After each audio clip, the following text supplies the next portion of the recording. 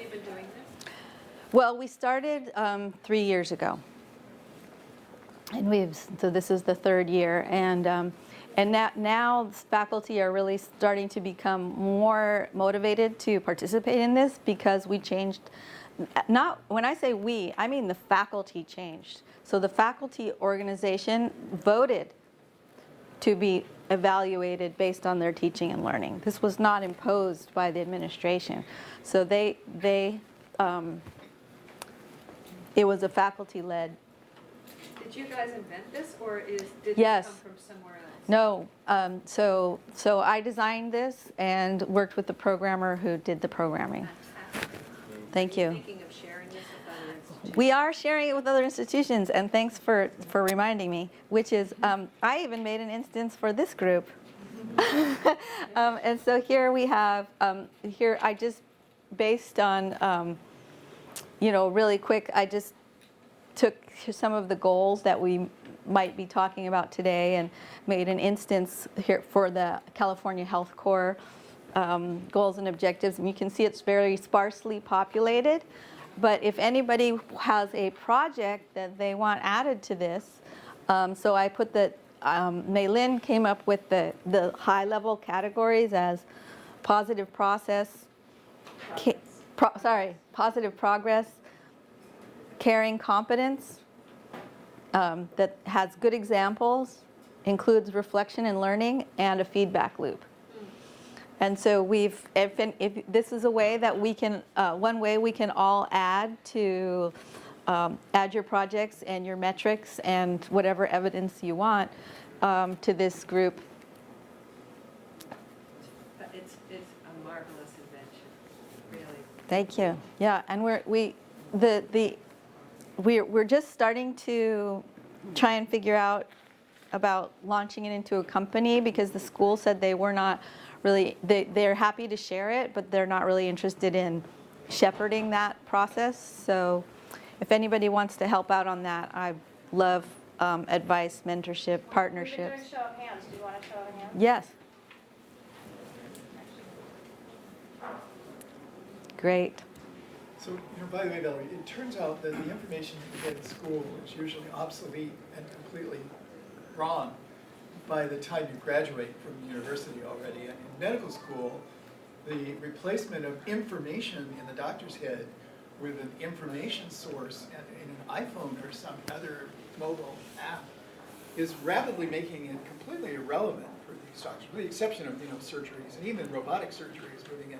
So the notion that we would be shifting the learning process toward exactly what you're doing, compassion, understanding, caregiving, is so important in terms of what these people are actually going to be doing, because they're going to have a protocol that they're going to follow, and it's going to be changing as times show that they didn't do what they were doing before. I mean, in the early 20th century, you were better off not going to a doctor in terms of survival.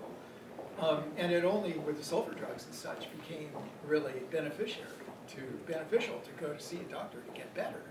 And there are many, many illnesses now that still holds true. So it seems like something you should be able to promulgate throughout the whole medical industry. Yeah, we've gotten all the accrediting bodies that have come to accredit us so far. I think it's been 4 since we started. They've all been like, everyone should be using this tool. Right. So, and we've gotten the highest possible marks. So I think it's really resonating within the educational community now. I think my biggest challenge is we've done a really innovative job in this small school. Now how do we scale that up? And I would love input from the community. See, I'd love to see this in elementary education. That would be stunning. Well, if you have any ideas on how to do that. Valerie, given that you're going into the allied system, are you getting analytics in terms of what the actual drug compliance, things like blood transfusions, where a nurse can have a lot of the cognitive skills, but if we see a lot of problems in the medical system where blood transfusions, infections, whatever it is that causes illness rather than cures, can be traced back and then be looked at in terms of your program. Is there a feedback loop? Because I'm kind of aware through the major health systems that some of them have really poor records in terms of the very basic stuff. You run a risk getting blood transfusions in many of our hospitals. We could make an instance like that. That is not what we designed this particular instance to do, but basically this could be used for any system, not only educational, but also, you know, not project management in the sense of, you know, schedules and that, not a Gantt chart. But this, you know, foreseeing is a large organization with all these components meeting these goals and how well. It's the feedback loop. It's a dashboard, yeah. The question is the feedback loop. Well, in other words, if you have these in the absence of what's actually happening in the hospital system, and there are certain issues, right. Nurses, we're seeing higher percentages of mistakes in a particular area. Does it feed back into the education system to say, hey, this is an area we have to put more emphasis on, for example? Well, politically, we don't have that system in place. So technically, we can make that system, but the political is a different issue. So I have a question. Maybe it's for you, or maybe it's for the group. Would this work that you've done be potential grist for collaborate.org.com?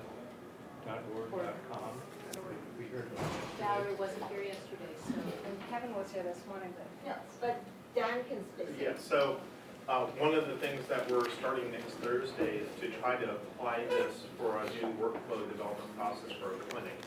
So this will be integrated with collaborate.org with the people that are doing the workflows, where we're trying to take the 2 hours, the first 2 hours someone goes into a clinic, and improve that by starting from scratch with, you know, participatory design processes and those things, where they're actually adapting all their IT systems to the workflow rather than the other way around. And that's all going to be hosted and integrated with Collaborate. So that's one of the projects that she and I are outside. So I just want to say that's what the California Health Corps is about. So I drew it here. Many of the people who are here are from the California Health Corps. That was Dan Desmond. Valerie Landau is there. So we're cross-fertilizing all of these pieces. I met Dan in the Federal Health Futures work. So we know what's going to happen with federally qualified health centers, 9,000 of them across the country. When we start to do this, we have natural scale for this. So. And yeah, I think it's important because you talked about the clinical outcomes and improvement of treatment processes. So part of this workflow that we're going to be testing and developing and enhancing the adaptation to this is rapid diagnostics. Are they doing good assessments with these? Are they providing the quality of care? Because many of the internal systems may document those, but like you said, the feedback loop isn't in there. So how can we define these feedback loops so we do not just course corrections, but actually improve the training? Right. So education research, this is all developing new education process with this, but it will include rapid diagnostics, lateral flow assays, PCRs, point of use devices, all those, home remedies, all those, to really define how can an FQHC maximize its impact across the population. Well, great. Out of town, I'm just going to say time, but I just want to say one thing about the candy. One of the reasons that we gave the candy was I often give it out to the faculty, and I say, okay, so look at the color on your card and look at the candy, and then later or now when you eat it, remember that flavor associated with that competency. And one of the things that I just wanted to share is they will often come back to me like a week or a month later and say, I've been thinking about ethics in our curriculum. And so it not only has the immediate effect, but it's really just trying to engage and gamify learning analytics. Fantastic. So.